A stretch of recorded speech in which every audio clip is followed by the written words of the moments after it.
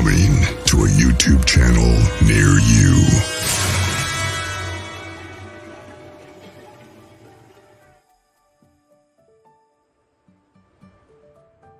Well, good evening, everybody. Welcome to another edition. Nice to have you there. Good afternoon, Mary. How are you doing? I'm doing wonderful, Chris. How are you? Wonderful. Well, just give us a little bit of welcoming to the party out there in the chat. Hello there, Laura Sue, Amy. Welcome, everybody. Now, Jill. And a little twisted. Welcome to the party here. God is great. And we have a special guest today, everybody. We have somebody I've been wanting to talk to for a long time. Welcome, Liana. Nice to see you. Amy WC. Hello there. So let's welcome Archbishop Ronald Enright. Hello there, kind sir. Welcome to the show. How are you doing today? I'm doing just fantastic. How about you guys? Oh, wonderful, wonderful. So it's fantastic to have you on the show. Like I told you in the green room, I've been wanting to talk to you for a little over a year now. So introduce yourself and give us a little bit of background history on you. Well, I'm Archbishop Ronald Feyl Enright. I'm an exorcist, chief exorcist to an organization that I had founded and created back in the 1982, which is like a long time ago. Most of you haven't even been born yet, I'm sure. We're part of the Catholic faith. What we do is we go out and we answer the calls to individuals who have issues and problems with the demonic, with diabolical situations. And there's quite a few requests that come in almost daily. And even though I'm semi-retired, so to speak, still getting requests, and I network with all of my members, all my active members who are clergy, priests and bishops, and some laity in 24 countries worldwide. Wow. And so when we get a request, it normally comes to my email address, and then I touch base with everyone in my organization, and I put the request out there. So anyone from my organization that is near the location, they could respond immediately and contact them for a first contact interview. And then from there, we go on to making an assessment to see whether or not the what was reported is genuine and not something else, such as psychosis and other things other than demonic. When we can rule everything out, then we take it to the next level. The bishop in that jurisdiction would assign one of his priests and a team of individuals who are investigators and actually do the assessments for us. They go out and they will interview the client and do a complete investigation. And we're basically looking for anything that may be out of the ordinary. And demonic infestations, for example, are very common, more common than anything else. Things happen in the house, so we can go into that later on if you like. Of course, we have demonic possession, which is extremely rare, but when it happens, it happens. It has our attention, and we call our best to go out and try to address the issue. And of course, we have demonic oppression, and that's very common as well. So anyway, that's what we're about. Fascinating. How did you get started in this? That's an interesting question, and you're not going to believe the answer. Well, maybe you might. I was 11 years old, and I was taking a shower. I'm from Brooklyn, New York, by the way. And if you detect an accent, it's probably that little, and it's just a slight accent because I've been out in California for over 40 years now. I was taking a shower and 11 years old, and a bright light just came right into the bathroom window. It illuminated the entire room. It's so bright. It was a white light, so bright, I shut my eyes for a second. And in that second, I actually have what I refer to as a divine vision, if you will. I saw myself much later in life as a priest in a Roman collar and serving the church in some capacity, not as an exorcist, but as a clergyman. And so as a result, that actually altered my whole path in life from that point on. I opened my eyes slowly and I saw this what looked like a white cloud just simply dissipating as it was going and towards the bathroom window. And it was an incredible experience. An experience, when you get something like that and some kind of experience like that, you will never forget. It leaves a traumatic memory that will last forever. And I know that it was my calling at that point. And when a person has a calling to do this kind of ministry, it has to start with a supernatural event. That was mine way back when. Wow, that is very fascinating, especially at the age of 11. Yeah. So when you're going through this process, I know we watch movies and I know we see things. How is that far from reality? Anything that you see on the silver screen or movies, TV, whatever, they're designed to entertain and to, of course, strike the interest of the watchers, the people who are watching the movie. And so what you see in movies are actually made and designed for entertainment. They will hit all the high points, but they won't include all the little details that may go on, such as the actual assessment. When someone says that they have or complain they have some form of demonic possession, they don't just call us and then we come out and actually do the ritual. It doesn't work that way for a number of reasons. We have to do and go through the steps. I created back in the early 80s, I created what's referred to now as the process. The process, in essence, is the actual analytical assessment that all of our clergy and laity use when making an assessment to see whether or not we are actually dealing with a true demonic entity or something dark in nature. Now, when they call us and they contact us, we don't go looking for them. They look for us when they have the problem. We have to make sure that we are actually dealing with something that's really genuine and not something else. Something else could lay into a lot of different areas. Everything from health issues, psychological issues, lots of various issues. If it's not demonic and we actually go out and authorize an exorcism, then this exorcism can actually draw the patient or the client further into their psychosis, which could lead into horrible things such as suicide. So in order to prevent that from happening, we have to be really certain that we are dealing with someone who has real, genuine demonic issues. And that's what we do. The questionnaire that I had designed way back when is a clinical questionnaire.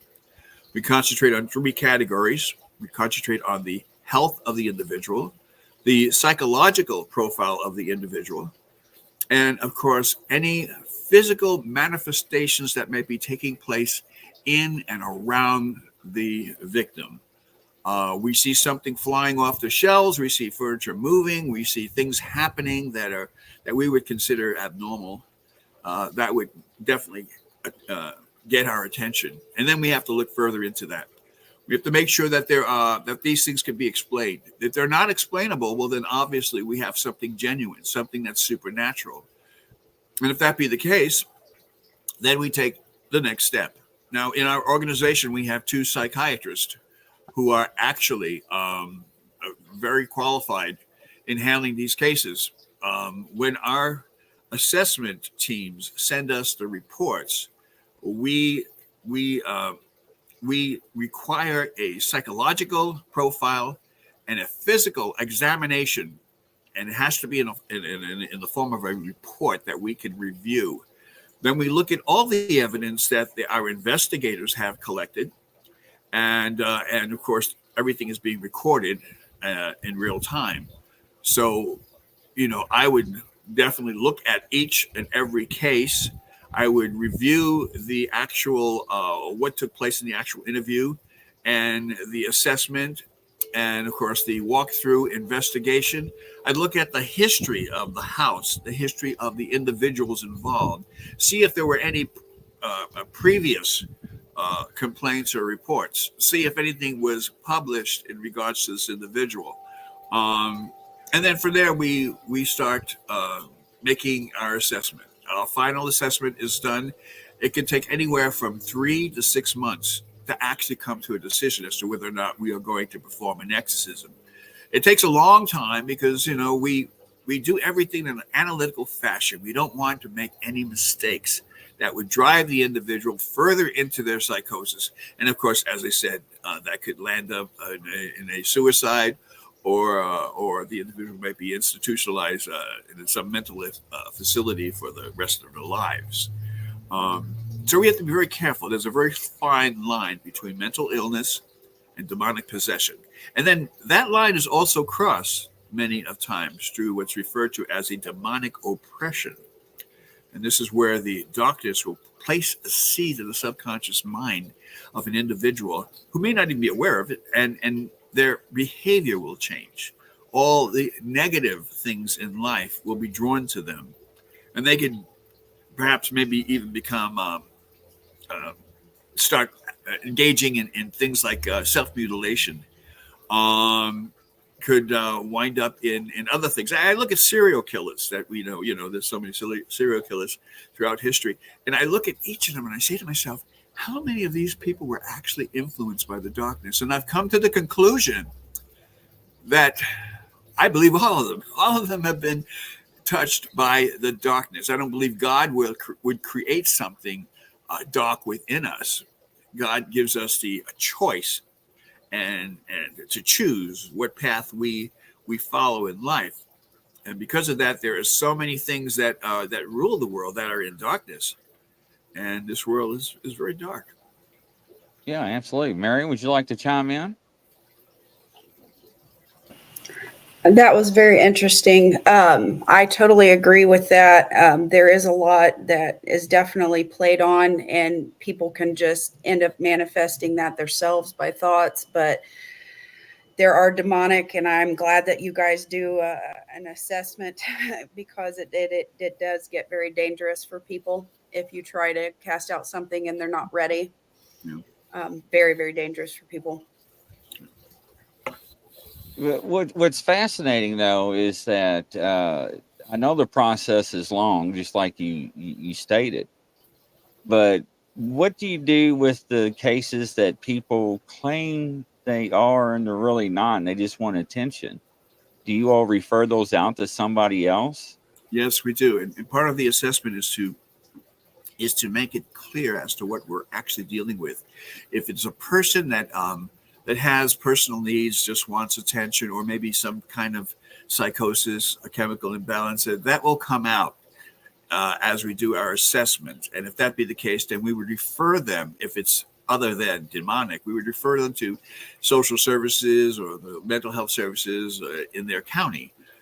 And then, of course, this is the time where I become the bad guy, because understand that when a person is reaching out to an organization such as ours, and they claim to have all of these things happening in their lives, and we make an assessment, we use our psychological assessment, we use our psychiatrist, we get their input after the whole process, and I find that there's no evidence of a real, genuine demonic influence, then I have to be the bad guy who has to address them and tell the patient, the client, whatever you want to refer them to tell them that based on our assessments, we can't establish the fact that they are actually going through what they claim to be going through, and therefore we're going to refer them to a mental health services or some kind of public services that they could get the proper treatment. Now, when a person hears that, okay, and understand, okay, these individuals, they're invested in their emotions, they're invested in what they see and their perception, and whether or not it may be so far from what's actually happening, it's very hard to hear when a person tells you, I'm sorry, but there's really nothing wrong with you in regards to a demonic influence. Now, this is a good thing. This isn't a bad thing. Nobody wants to have a demonic issue Right. trailing in their lives. But, again, you have different personalities that feel that, that they want to enhance the illusion and somehow justify everything that they feel they're witnessing, justify it and making it into something that is part of a reality, not their reality, but everyone's reality. Unfortunately, it doesn't work that way. The assessment is extremely important. We never, ever do a ritual unless we have an assessment done, because the background of the individual is extremely important, as well as the people who share the household, because we've had many cases. Let me backtrack, not many cases, but we've had some cases where one of the family members were actually pranking the individual who called us for help, Wow. who lives in that. And that's really so evil. Right. So, I mean, because, it not only, it's not a matter of wasting our time, because this is what we do. We have to make assessments, no matter how much time it takes on our behalf. We do everything free of charge. We never charge for anything we do. We feel like, and our faith base tells us that what we have received in regards to discernment, it was freely given, and therefore any gifts that we have should be freely received. We have to make sure that they understand that we're not doing this for money. Any person that claim, and there's a lot of charlatans, as you know, any person who is out there presenting themselves as an exorcist, and if they say, well, okay, we can help you, but it's going to cost you a certain amount of dollars, okay, for us to do this, that, and this, I would suggest you run fast to the nearest exit, because you don't want a person to lead you on, and a person who has intentions of self-gain and has no alliance to your physical and spiritual being. So you have to be extremely careful. No, absolutely. Everybody's saying out here in the chat, God bless you and God bless what you're doing and in your services. Some of the stuff you've seen has got to be unfathomable in your career. Can you cover some of that or give us some examples? I could give you a lot of interesting details that maybe some of the movies and other things that try to recreate what we do may not cover. There are things that happen to the individual who is truly demonic, has a demonic influence. When it comes to the physical, their physical appearance can change drastically. Their hair color could change, their eye color could change. Their texture, skin texture will kind of actually change. Their temperature, body temperature would change drastically. If you've ever had the experience of walking into a morgue and seeing some of the cadavers that might be laying around on some of the slabs and gurneys, you'll notice a sense. There's like a stench, especially if the body's been laying down. Normally, they keep the body in a very cold environment to prevent that. But in most cases, a freshly new arrival, if you will, especially if it's been exposed to the elements for any length of time, will give out a stench, this horrible, horrible smell. So much so that the law enforcement agencies, the various departments that take care of the crime scenes and so on, they always put some kind of substance under the nose, because the stench is so strong that it's almost undescribable. I would say that it's more gross than and this does sound a little bit. I hope your audience is at least a GP rating. Yes, absolutely. Very spiritual as well. I should have said that in the very beginning, because a lot of this stuff is very, very graphic. And one of the dangers about hearing information like this is that you will receive the information. Every bit of information you receive leaves a mark in the cortex of your brain. So in other words, if they're doing an autopsy of course, you deceased. They're doing an autopsy on your body, and they remove the brain. And I'm sure you've seen this in maybe documentaries and so on. The brain itself looks like all these various lines and lesions all around the brain. Each of those lines and lesions represent a memory. So every time you see something, whether you're conscious or not of the fact that you're actually viewing something, it will actually leave a permanent mark on the cortex of your brain. Interesting. Yes. Okay, after saying that, I will say this, that the details that you don't see portrayed on the silver screen is because a lot of the stuff does not come out because it's too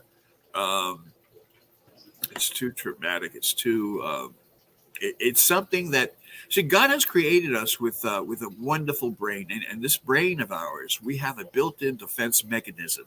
Anything that we see that is of a negative nature, or anything that we see that might be a very traumatic type of scenario, our brain is equipped to actually protect us from that memory, from that traumatic memory, by repressing the memory deep into the subconscious mind. You don't even remember the episode because it was so traumatic, and your brain is actually preserving your well-being. And so we have a fantastic instrument that God has given us. It's called our body. It's the biggest organ that we have. And it covers and protects us. It's supposed to anyway.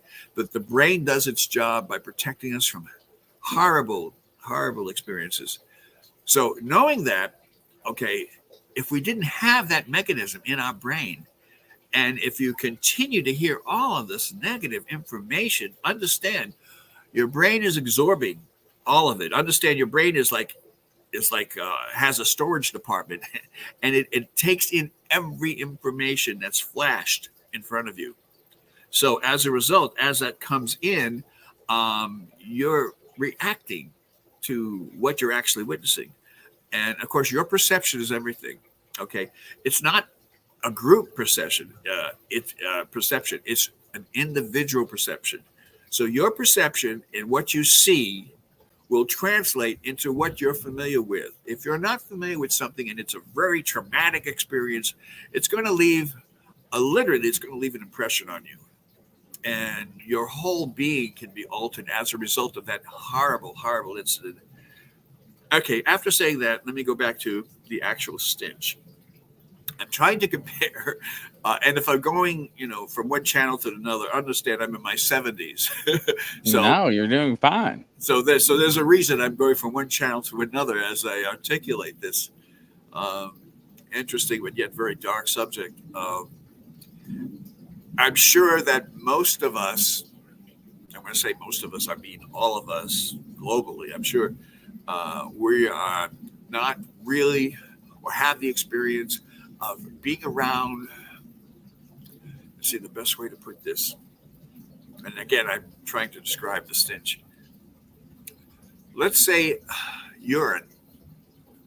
Yes, urine poured into a flame like a campfire.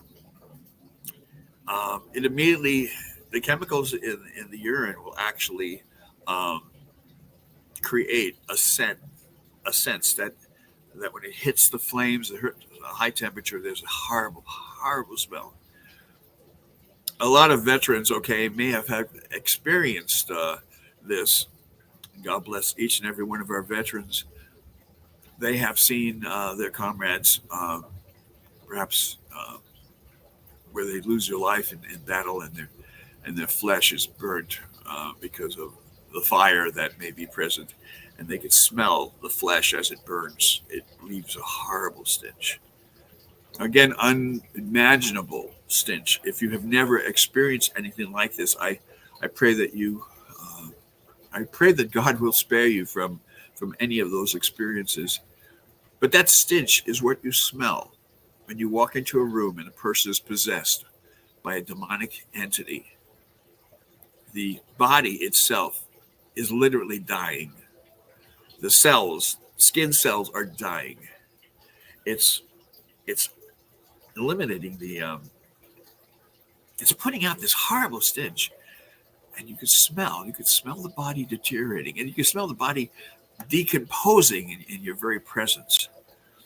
And this would account for the temperature of the body. If you touch a person who is possessed, truly possessed by a demonic entity, their flesh feels cold to the touch, which means that there's an issue in regards to the blood circulation.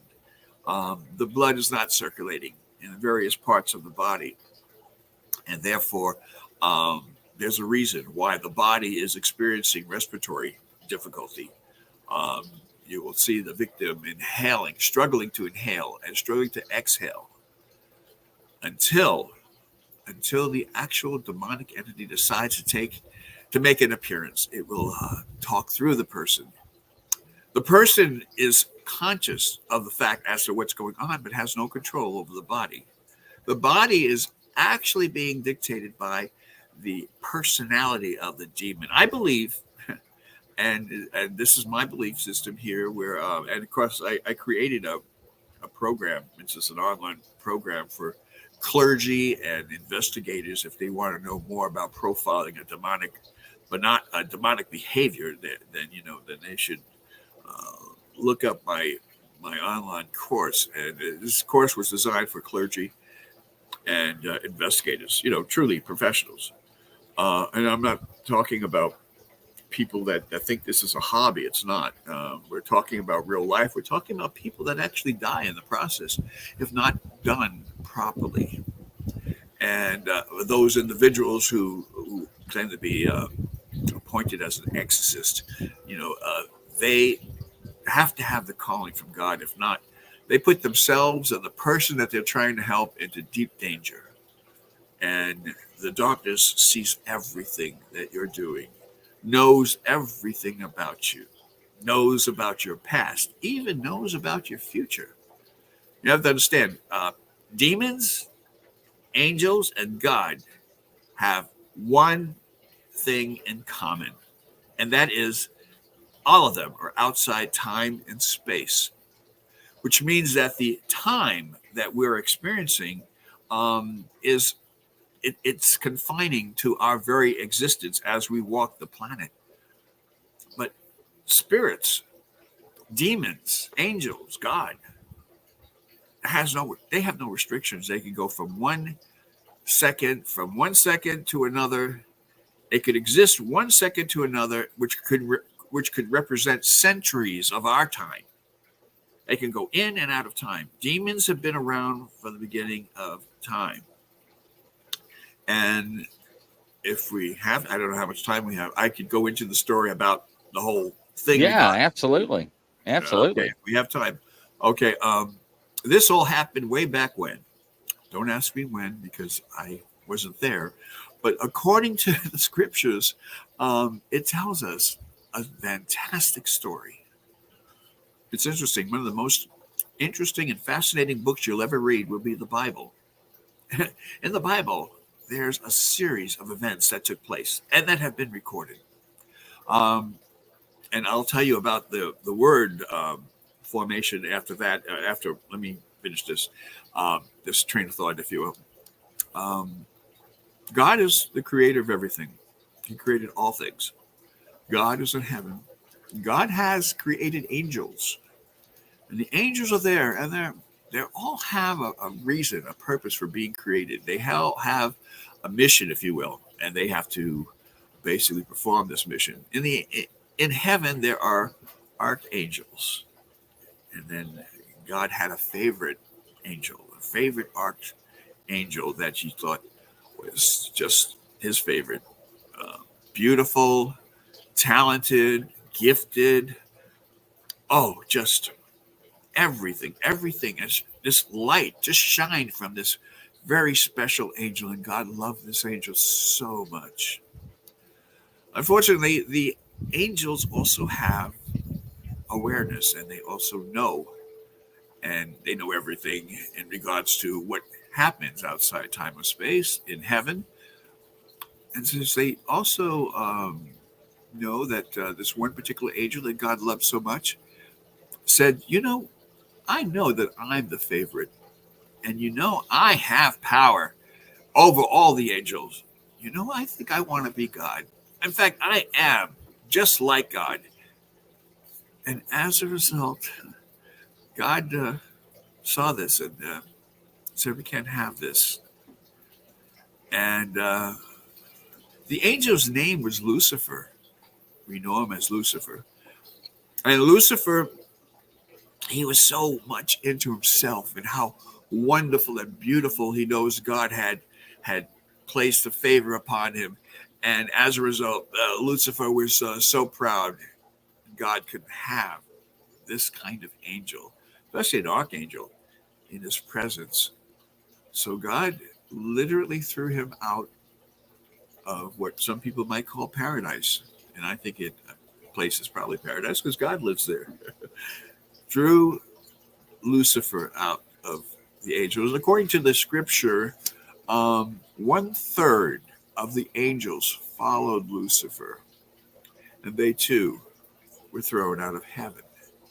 Those fallen angels, as we also refer to, are now what we refer to at present time as demons. Demons are fallen angels. Demons were with God at the very beginning, and so was Lucifer. And in the very beginning, when all of this happened, there was a battle that took place, and Lucifer was thrown down along with 1/3 of the angels. So all the fallen angels are down. They are angry. They were so angry and wanted to get back at the Creator. They wanted to hurt the Creator as much as they possibly can. It was quite obvious that they didn't have the power that God has, because God is the creator of all things. But they were so angry that they wanted to just simply hurt him as much as they can. So what do you think they did? They decided to go to war with God's creations, mankind. Mankind, we fall in that category. God loves each and every one of us and created us with that love and with compassion and with so many talents and gifts. So Satan, who is now referred to as Satan, Satan is and was Lucifer. Satan has been in a war from the beginning of time with God, trying to hurt God by hurting his beloved creations, us humans. So what the demonic has done, and as we know, at least most of us are aware as to what's actually going on in this world of ours, those of us who have been attacked by supernatural energies, negative energies, the demonic, if you will, darkness, they have felt the pain in their life. This is something God did not create us to experience this, but we experience the pain, the anguish, all the other things that have been heightened that can be considered negative. We become walking targets, and Satan and all of his demons, they are here. They share the planet with us. God gave dominion over everything to Satan. Satan is in charge of the entire world. He's the God of this world. He has so much power, and he knows us inside and out. He knows each of us as God knows us. Remember, he is out of time and space, so he knows what you're about. He knows all your weak links. He knows what tempts you. He knows what could throw you further into chaos. He knows all of these things, and they will do their best to hurt God by hurting us. Demonic possession is like the ultimate, but demonic oppression is something that we all have been affected. All of us have been affected by the darkness through demonic oppression. This is where the darkness places like a seed into the mind. This negative seed takes on all the negative things that we experience in life. Everything from substance abuse, everything from jealousy, hurting other people, torturing other people, enjoying it too. All the things that Satan thinks that God is going to be affected, and knows that God will cry every time he sees one of his children go through the torture. Okay, I just explained the whole thing in regards to, and this is all scriptural, by the way, and Revelations will tell you this in detail. I told you the creation, the very beginning, time and space, outside time and space, and I'm telling you all of these things. And I hope you keep these things in mind, because I'm going to share a story with you, which you might find interesting. If we have time. Yeah, absolutely. Okay, time is always an issue for everyone,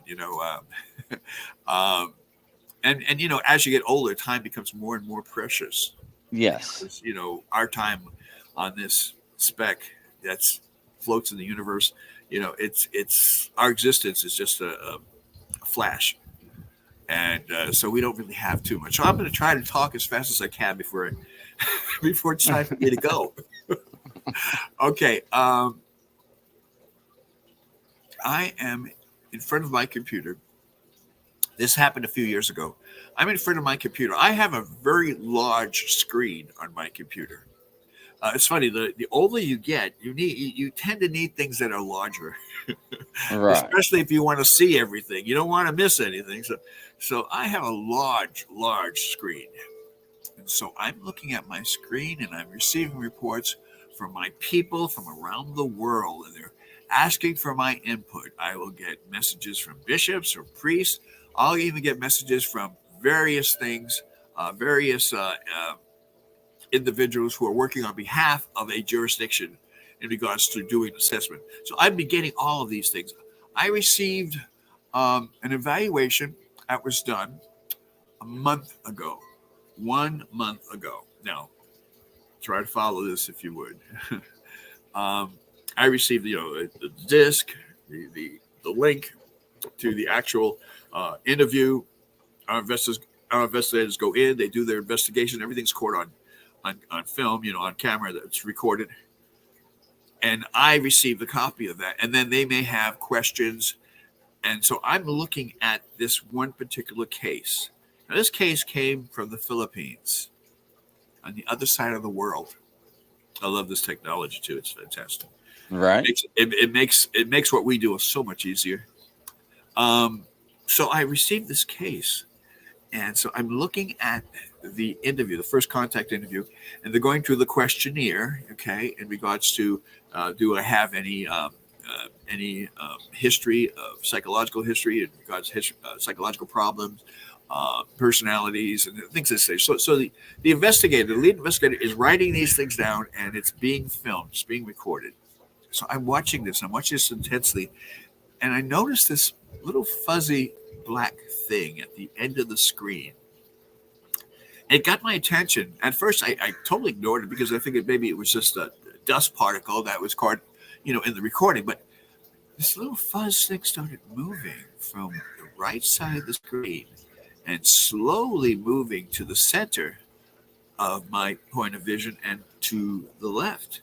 And, again, I just dismissed it, figured it's some kind of technical issue. And then the fuzz thing came back again and went across the screen. It did get my attention for a moment, but, I just disregarded the situation. And then it started traveling again from the far right side of the screen, and it slowly came to the center of the screen. And I said, what the heck? It's starting to block my vision. I couldn't actually see what's going on in the assessment. So I put my face a little closer to see what's going on. And it appeared that the little fuzz thing started expanding in size and got larger and larger. And then it was about as large as a softball. Okay. It was like that big. And I'm looking at it and I'm going, what the heck is this? And at that split second, I felt a power of energy come out of the screen, pushed me back. Now, my chair has wheels, okay? So I pushed me back 3 or 4 feet, and I'm like in a state of shock, trying to figure out, okay, now, what just took place? So I'm trying to figure out what took place just then and there. And then it came to me. This is what was my conclusion as a result of that particular experience. What happened is, since the demons are outside time and space, and since they could actually walk through one century to another in a split second, what happened was I was watching a real assessment of a real demonic entity that decided to show off and make itself known and present and distract, and try to shock the daylights out of me. Of course, I have seen so much stuff you would believe. Very few things shock me these days. But I looked at it, and as I was looking at it, it was in real time. The demonic was actually traveling through 30 days. That when this was all created, the recording was created 30 days ago, it came out of that time restriction that we're under, and through the presence of the absence of time and space, it just traveled through and decided to make a call on me and to let me know, hey, I'm watching you. You're watching me. I'm watching you. And it pushed me away from the screen. It was the energy that came out of the screen that I felt, and the magnitude was so hard. I mean, it felt like someone felt like I was being tackled by a football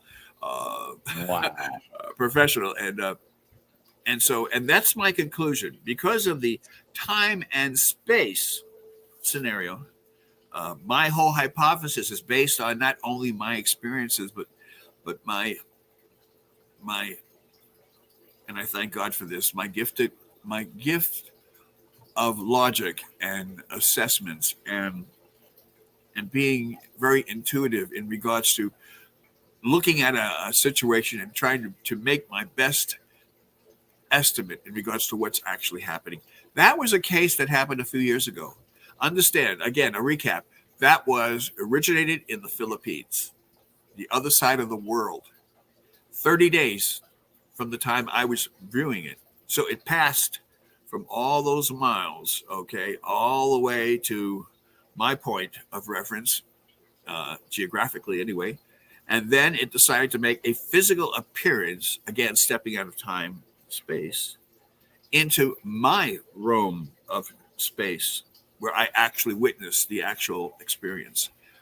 Interesting. It's like it's one of my most favorite stories I like to share every once in a while, and it's kind of cool. And Mary, what's your take?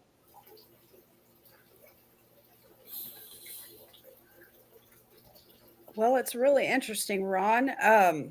When you're doing all this, like when they're starting to train you guys, and do you guys ever see, like when you're going into it, and I know like with the process where you're saying you're being logical and analytical of whether they need the exorcism or not, when you guys go in, does God ever like open up your guys' spiritual eye and you actually see what you're dealing with and actually got to view it?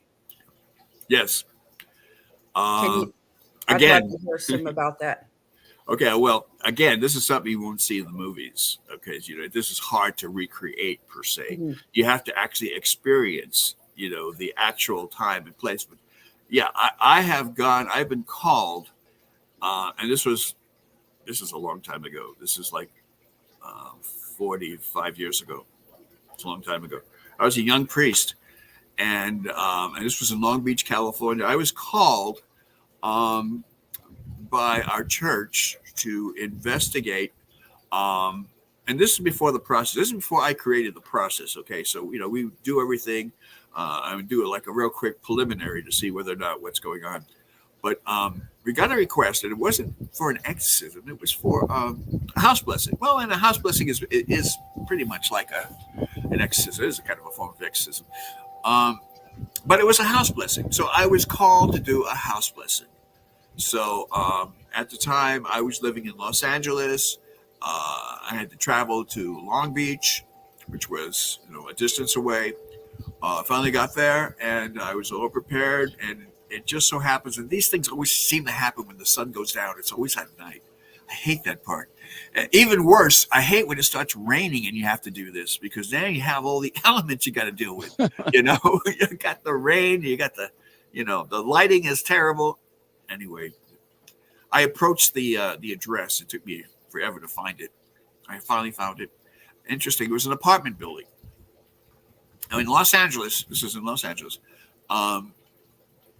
which is part of Long Beach, or Long Beach is part of Los Angeles. The buildings are very old. There are certain parts of the city where the buildings are super, super old. This was an apartment building that was over 100 years old. And it wasn't well kept. And it was in a building that accommodated about 200 units, 200 families lived in this dark and dingy neighborhood. And as I approached the building, there was a street light right up against the building, which is very unusual. Normally it's on the sidewalk or it's further away, but this was right up against the building, and the light started flickering on and off. And people that are familiar with or had experiences in the supernatural, they know that certain things happen when there's a spiritual presence. The electrical flow, okay, that operates our devices start flickering. If it's a light bulb, the light bulb will start flickering, meaning that there's not an even electricity current is not consistent. There's something that's interfering with the current, and so the bulb starts flashing. So the street lamp started flashing. So the only thing I saw was the building, the front of the building, and a flashing night light, street light, which was just literally almost right up against the building, which is very unusual. I walked into the building, and I'm trying not to leave anything out because this is a really good story. Before entering the building, I saw a crowd of people outside, and there was a lot of people. Understand this is like a Skid Row area, okay?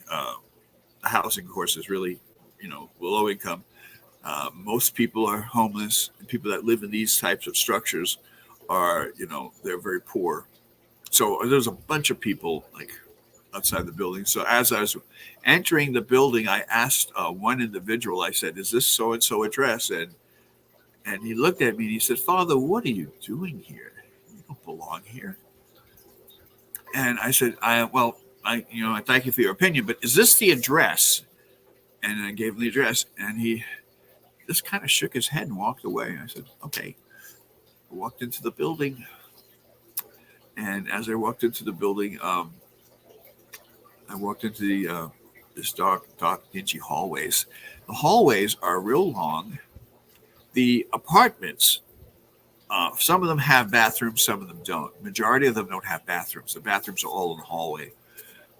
So as I walked through, I started noticing dark shadows on the walls, on both sides of the walls. It's a lot. Shadows.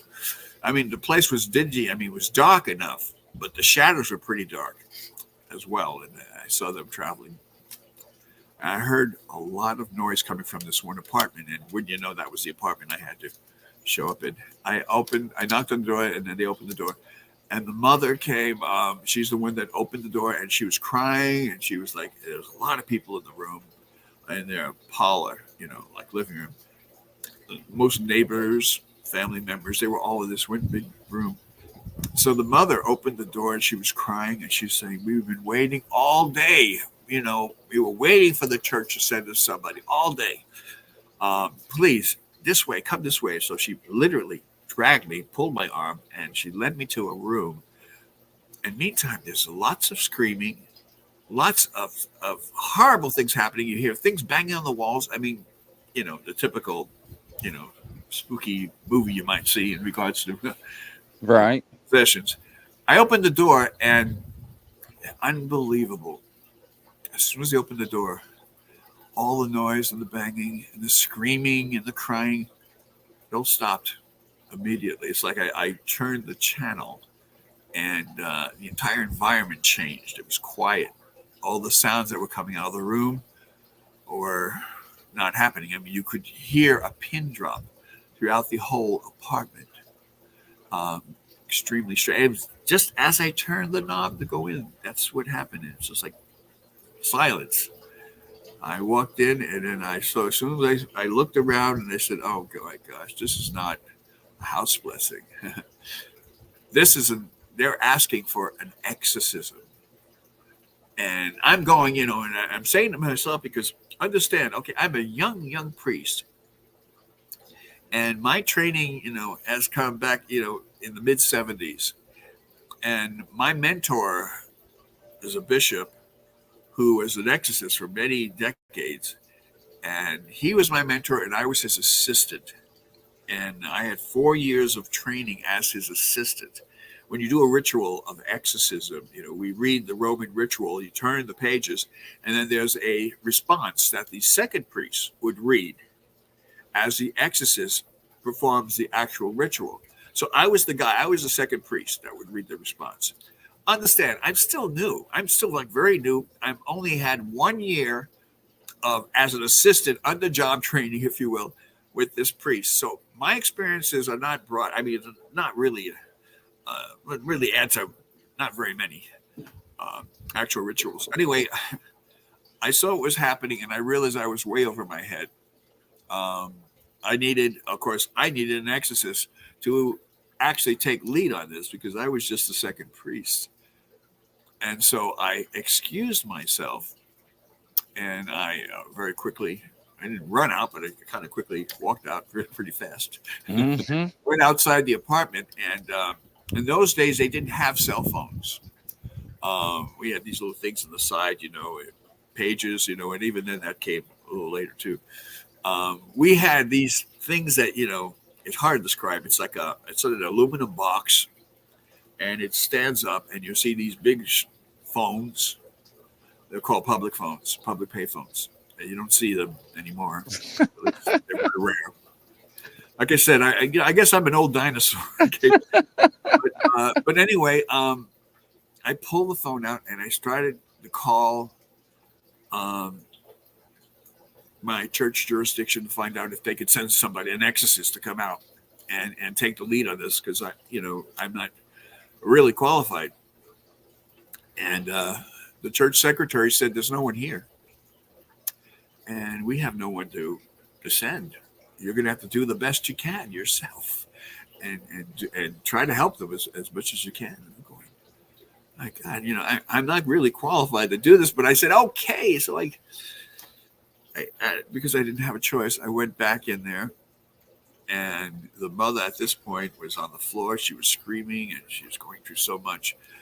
The father was actually a stepfather, and he was there, and he guided me and led me to the room.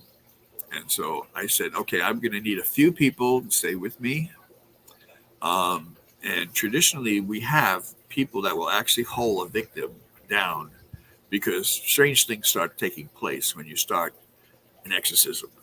As soon as the priest enters the room, typically, the person who's a victim will respond and look and start mouthing all kinds of profanities. I mean, really. And of course, the first thing you notice, even before anything, is the stench. If you recall, I mentioned the stench, the smell, as somebody's is in front of me, and you can see the body that's actually deteriorating. It's actually decomposing before your very eyes. Color was kind of a grayish color. Skin color was kind of grayish. And the skin was like receding from the bones. So you could actually see the physical skeleton at various parts of the body, because the skin is receding from the bones. As I went close, okay, I've seen this before, even as the second priest assisting the exorcist. I've seen this condition before. So I opened up my book and I started reading. And then the body, she started moving like crazy. It's a woman, okay, and she was in her early 20s. She started bouncing on the bed. I mean, just jumping on the bed. Nothing, supernatural, just bouncing. But every time she bounced, you could hear the snap, crackle, pop in her joints. Every movement she made, this crack, snack, this popping sound, cracking sound, was so loud that it was very, very disruptive, at least to me, and in terms of my concentration. And so at the very first round, I said, let's take a little break. And it was about a half an hour in. And so I left the room again. I went to the phone and I wanted to call the church office and find out if anyone's called in that they could send to assist me. So the second time I went out the building and used the phone, The founding got to church, and the church secretary says, "No, there's still no one available right now. Everyone's out." I'm saying, "Oh, great." So she gave me some words of encouragement, like, "You're on your own," and I just left it, and I went back into the building and into the room. At this point, the father was on the floor. He was wearing a shirt. All the buttons in the shirt were popped open. And he was literally sitting on the floor. And he looked like he was out cold. The mother is screaming. And she's jumping up and down, up and down. There's at least 6 neighbors in the room. They're trying to be helpful. And so they were like crying, and which is not helpful at all. But again, they were praying, and they were, good ideas and good, nice, warm feelings were there. And I asked them to help me to get the young lady back on the bed, and they did. And I said, "Please, can you hold her down?" And I had 4 people that were they were young, relatively young, in 20s, 30s, and I asked them to hold, and they were men, and 2 of them were pretty muscular. I asked them to hold her down because I'm going to try to finish this ritual. And I went through the ritual. I went a little further than just before completing the ritual. She decided to spit something out of her mouth. Well, this was interesting because it spit. I thought it was just a glog of some kind of soft substance, and spit it right in my face. And I went like this, and I'm looking, what the heck is this, and as I looked at it further, I realized it was her upper lip she bit off. And she spit her lip on me, on my face. And I didn't have a beard then. I had, just clean cut. And so it left a mark, and it was just, I won't go into that. Wow. I excused myself again. I left the room. I went to the phone booth again to call the church. And as I did, I picked up the headset and started dialing, and then I realized something. I realized that all this time, the phone, the headset, the long metal wire that that would go into the main housing of the phone, was dangling. It was not working. Hasn't been working even before I even arrived. I don't know who I was talking to. I could have sworn I was talking to somebody from the church. In other words, the first 2 calls to the church, it would be impossible to explain as to how I was able to get through, because number 1, the phone wasn't working.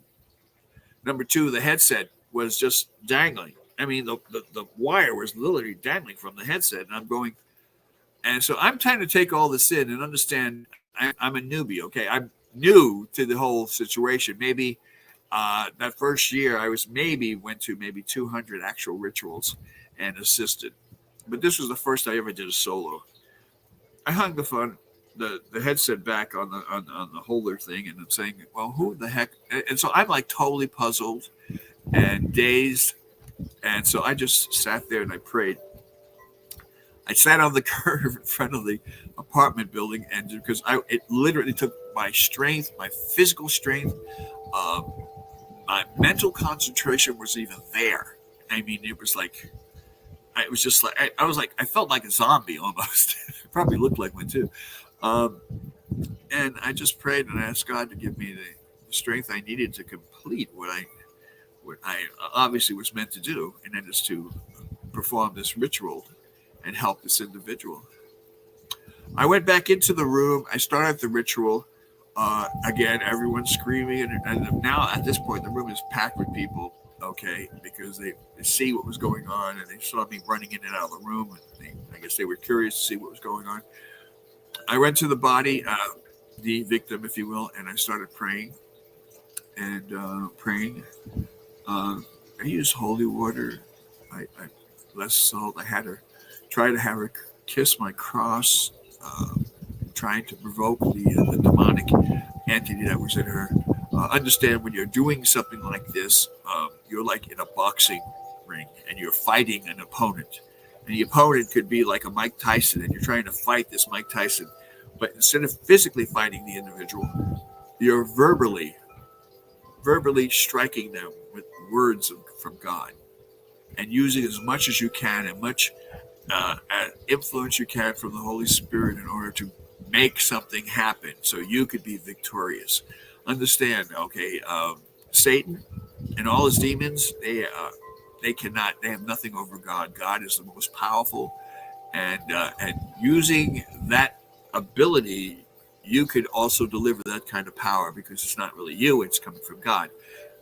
Anyway, after saying all that, I heard something drop behind me. I turned around, and the mother was on the floor, and I had to stop the ritual. I ran to the mother. Everyone was around the mother, and apparently the mother wasn't breathing, and she was turning blue. So we literally carried her out of the room. Okay, and again, one of the neighbors had an actual line, a landline, and they called, 911. Paramedics came. They rushed her to the hospital. On the way to the hospital, she died. And she died. She had a massive heart attack. So she died. Of course, I didn't hear about this till after, the whole scenario was over. I went back into the room. The stepfather, her husband, was very emotional, and he wanted to go with his wife, but at the same token, he didn't want to leave his stepdaughter. So he stayed in the room along with a lot of other people. We went through the whole ritual once, twice, 3 times. We were there for 5 days, 5 whole days. There was a lot of things that happened in between, which I could go into that.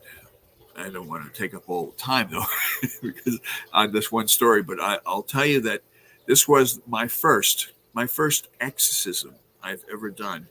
We were successful. I heard about the mother passing on before getting to the hospital.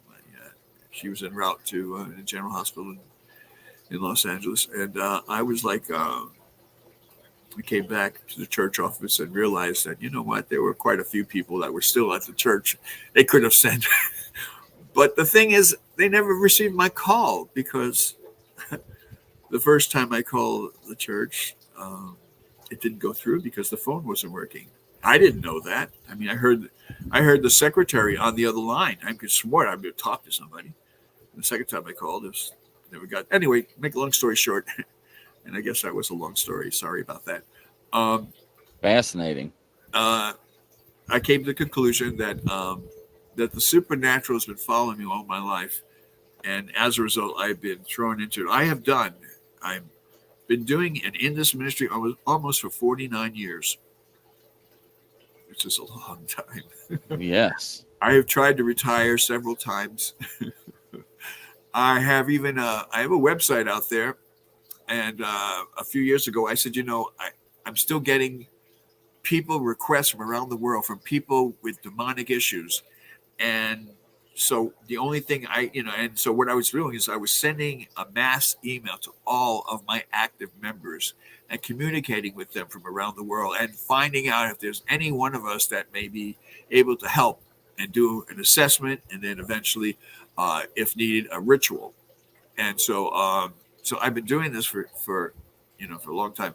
Anyway, it occurred to me that since I've been trying to retire, it's just not happening. I said to myself, how can I slow down the flow of calls? So then I had an idea, an epiphany, if you will. I decided to create the very first international referral directory for people that have demonic issues and may want to request an evaluation, possibly a ritual to follow. And they could call the jurisdiction, the bishop, the priest, or the lead investigator, and they could call them directly. I created the actual directory, which is on my website. You will see priests and bishops with their full name, their full phone number, their email address, and where they are situated, where the city, state, country they're located in. And I did this. Took me a lot of effort to do this, but I was successful, thank God. was able to publish my internet, and no one's ever done this before, so this is the first, where I actually was able to put it together with their photograph. So I have not only the referral, but their photograph and all their personal information, contact information. So if they have an issue, they can go directly to the person in their city that they could help. And this would leave me out as the middleman, if you will. And so I did that. I designed that a couple of years ago. It's still on, still on my still on my website. So anyway, which is www.orderofexorcist.com. People can go there, and they can, go directly to the my international referral directory. So I thought that would lessen the calls, but to my unfortunately, to my dismay, wasn't the scenario. I still get the calls. I get them almost every other day. I still get people asking for help, and so I'm left. I answer them. I send their information. I do the cut and paste thing, and send it to all of them. Right. Fantastic technology. And I have an interesting theory. Okay. Anyway, this is what we do right now. I have a podcast, as you know. I have a weekly podcast. And on my podcast, I have one of our psychiatrists on the panel, and I have two other clergymen. I have a bishop, and who's very, very well known, very popular, Bishop Joshua, who's Bishop Joshua Sparks, fantastic guy. And then I have another clergyman. He is 95 years old. Wow. And he has been in the missionary field. He has faced the demonic head on.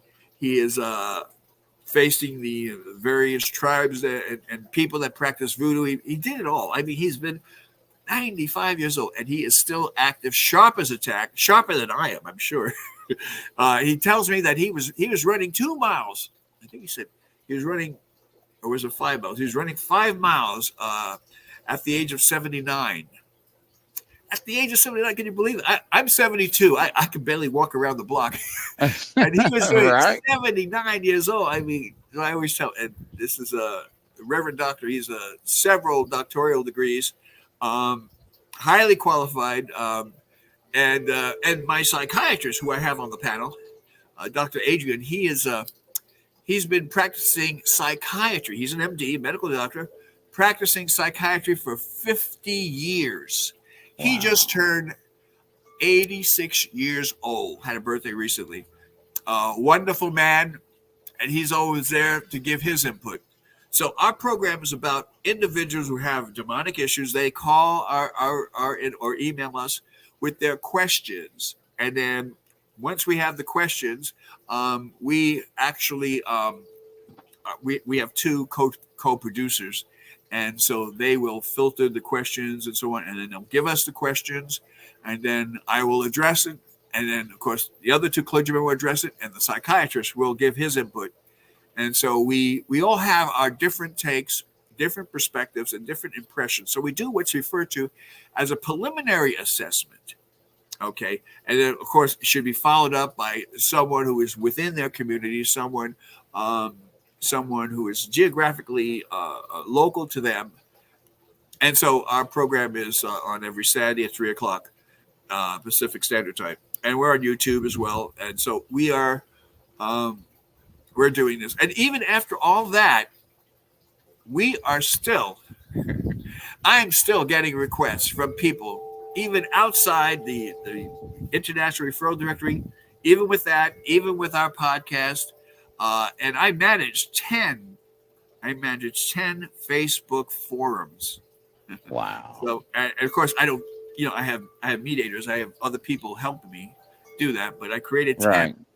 So they're out there. So, and of course, of course, I'm on Facebook. You look up my name, and you'll see my smiling face.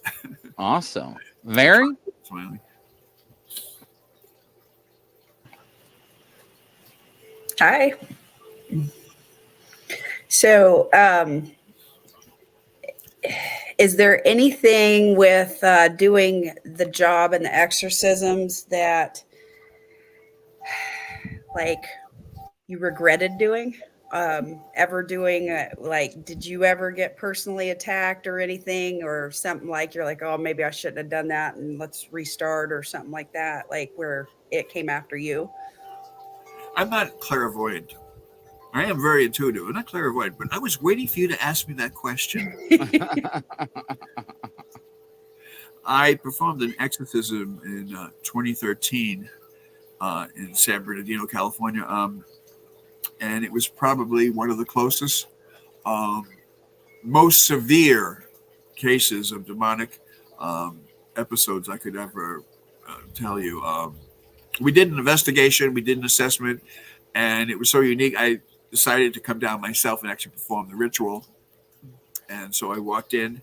The house full of people. I had a crew of about 9 people, and they are, of course, my original investigators. They do the assessments for me. I started the ceremony, and I'm like right in the middle of the ritual, and all of a sudden, something really quite interesting took place. Out of nowhere, I felt 3, not 1 or 2, but 3 major strikes on my left side of my body, my left rib cage. It felt like a 2x4. Someone actually taking a full swing and hitting me on the left side of my rib cage. It literally took my breath away. The pain was pretty severe. My ability to breathe normally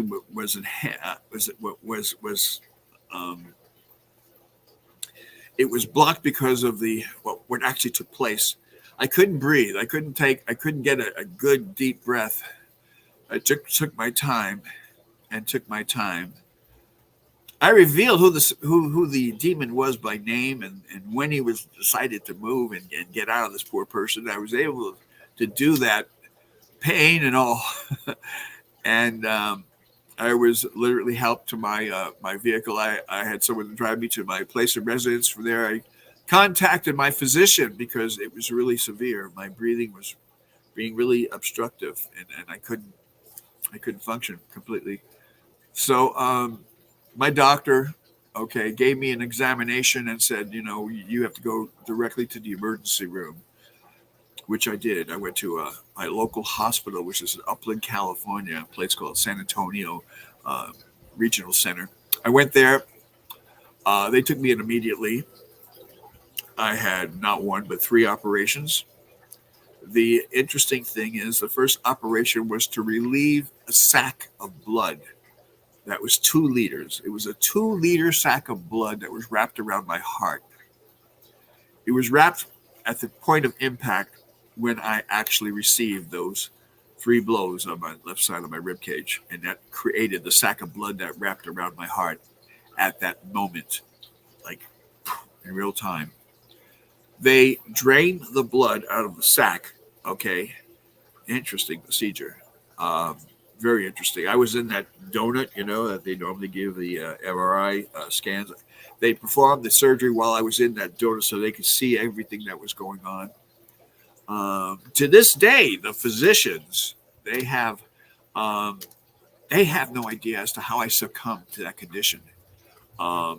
Given the facts that took place, they just were totally out of it. They had no idea. While I was there, I had 2 other operations. I was in the hospital for 30 days. I almost died. I came very close to death. But obviously it didn't happen. Otherwise, You'd be talking to a ghost. Right. But I'm not a ghost. I'm a real person. And that was probably the most. I wrote an article about it. It was probably one of the most interesting things that brought me to that point where I almost lost my life. There was one other time, but was not as dramatic as that one. I believe. And this is my own hypothesis, a person in my profession who lives as long as I have lived and still living, I think, we tend to feel the marks of everything in every ritual that was ever done on individuals who had some kind of demonic issue, especially possession. And we tend to walk away with feeling the pain from each and every ritual that is ever done. As I talk to you now, I have extreme pain in my right rib cage. It feels like a muscle spasm. I have them constantly throughout my body, and it moves from one section of my body to the other. My head, if I do this, I could feel a bruise on the side of my head. I had something slam into my head while I was doing one of these rituals, and I've recovered, but I still feel the pain. I can barely walk these days. If I walk any long distance, I need a cane. I walk maybe about a block. I could probably walk about a block without my hips going out on me. The physical pain is unbelievable. And all of these pains and all of these symptoms are from doing a ritual of exorcism, trying to relieve an individual from the most horrible, terrible thing in life that they may be going through. And so we literally, and people that are called to this profession and called by God, and I emphasize that, they are recruited with the expectation that they are willing to throw their lives in front of an individual who's a victim and protect that victim, take the full bulk, the full pounding, the full pain of that victim, and willing to do that in faith and based on their level of faith, and stay with that individual until that individual is relieved from the situation. Now, have we had people that have passed on, as a result of our interaction? Yeah, of course. You don't hear about that either. You never hear about a lot of things I just mentioned because it's too complicated to comprehend. I mean, these things are, and it has nothing to do with intelligence. It's just our human capacity can take in just so much. And beyond that, we are just totally and completely oblivious to all the other elements that are surrounding us. There's a constant battle that goes on in our lives. Let me backtrack a little bit. I want to finish the story about me feeling pain, and I've been feeling pain all my life. I've been doing this for almost 49 years. I've done thousands upon thousands upon thousands of assessments and possession and rituals for possession. I've done this, and the truth be known, worldwide, I've done all of this stuff. And I've trained hundreds of priests and bishops who are training their people, their laity, to do actual assessments in order to do the process correctly and then followed by an evaluation, the final analysis as to whether or not the person truly is possessed or has something else going on in their life. And whatever the case is, we try to refer them to whenever possible. Of course, I say whenever possible because at this point, they're not very cooperative when we tell them there is nothing wrong with them. After saying that, I have to tell you, this happened this month. Within the past 4 weeks, I went to my doctor because the pain that I'm experiencing physically is so severe. I wanted to find out if the medical community, once again, could tell me that they have no understanding as to why I'm succumbing to this pain. I had an MRI done on my brain because of the pain I have on the side of my head. I had them do a scan throughout my entire body. I've taken x-rays, blood tests, even a nerve conduction test. Oh, it's so painful. Oh, but I had all this done this past month. And it's been about 10 days. 10 days ago, my doctor called me and had a face-to-face with me and told me that, we went through all your tests, went through your blood results, all your labs, all x-rays, the MRI scans, and did all this. And based on our readings, we see nothing wrong with you. We see nothing that could explain your symptoms. We have no idea why you're in so much pain. And, they know that I'm not a hypochondriac. They know, maybe because of the way I present myself. I don't know. But they, a person that has severe back pain, there's no medical way they could make a guess, a medical guess, as to why the pain is there if nothing shows up in the x-rays. I have that kind of scenario with my entire body because I know that all the pain that's coming from, it's not coming from my body. It's not coming from my chemical makeup. It's not coming from any trauma, physical trauma I've had in this world. It's all spiritual. And the spiritual pains never go away. They never, ever go away. And so this is the price that we have to pay. Everything in life has a price. If you're willing to pay that price, the odds are you're going to be successful if you have God's approval and you do things not for yourself, but for others. And you'd be amazed as to what you could accomplish in this world. I love life.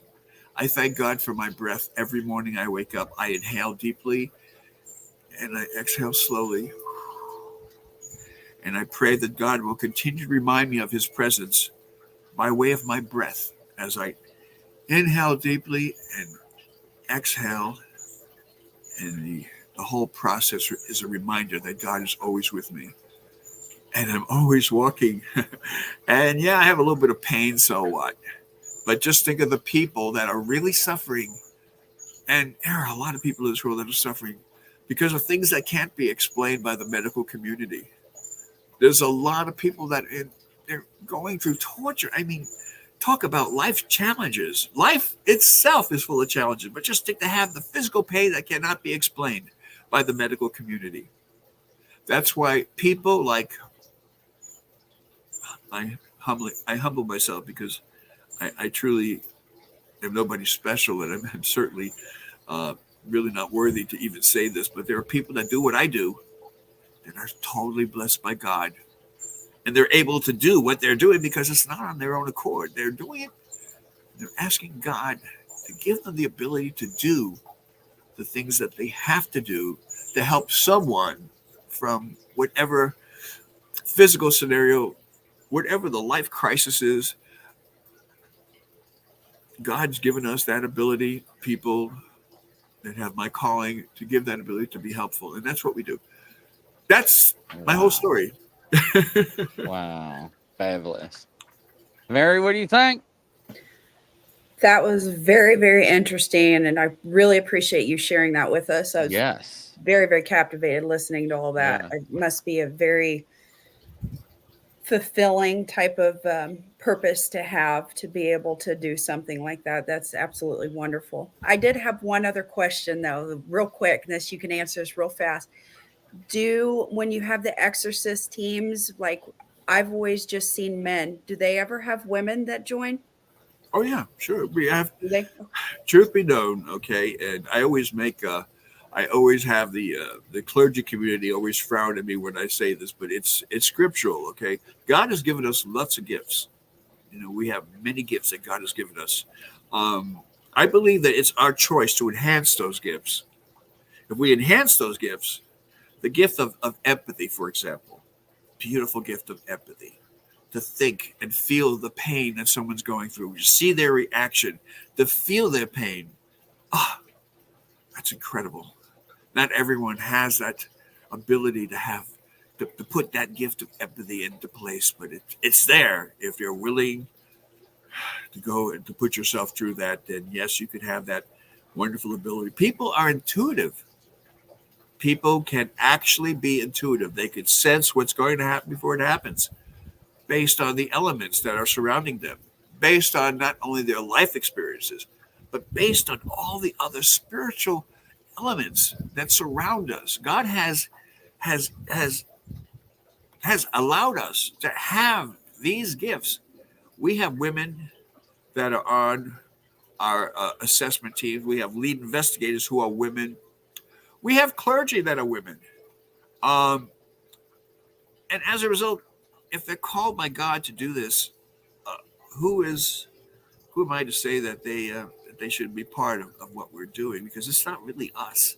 It's not really our organization. It's God's organization. And if God calls a person to do what we do, I'm going to give them the freedom to do that. You know, I think it's important to understand that that we have been given so many gifts, and it's a shame that they remain dormant within us because we don't acknowledge those gifts. We don't develop those gifts. If we do, then we have, and we can see something very special. It's a very special gift that God has given us. And my gosh, think about that. We're a walking miracle. Every time we wake up in the morning, we are defying the laws of gravity, of logic. I mean, we're defying the laws of logic. We wake up in an impossible scenario. We live in an impossible planet that exists with all the planets surrounding us, which are in the perfect position, totally impossible, can't even be explained. And yet we're living in a supernatural world. Every one of us, we are walking and we are living miracles because we exist in this massive experience that we call Earth. And as a result, we should make the best we can of who we are. We should try to be the best form of who we are. We should present that to our friends, to the people we love. And we should be a good example to everyone that we know. Absolutely. Archbishop, can you lead us in closing prayer, please? Oh, be my in the name of the Father, Son, and Holy Spirit. Amen. Father in heaven, we pray that you will touch each of us in a very special way. Give us the knowledge, the intuition to understand that you are real. Please give us the protection we need from all the dark entities, all the darkness in this world. Keep us safe. And as we glorify you both in our words and in our actions, we pray that you'll continue to help us in this life as we continue to grow physically and spiritually. We pray these things in your holy name, in the name of the Father, Son, and Holy Spirit. Amen. It's been fantastic, sir. I'll keep in contact with you. Ladies, you have to make sure and check out his website, Mary. What do you think? Special. And great. I would love to have you on here again. And absolutely, your prayer and everything, like I could feel the Holy Spirit the whole time talking, the top of my head's tingling, and you start praying, I could feel it. That's an amazing, God has just placed his hand all over you. That's wonderful. I'm so happy for you. Yes. And from coast to coast, everybody around the world, Godspeed. We'll catch you on the next show. Bye-bye. Sure.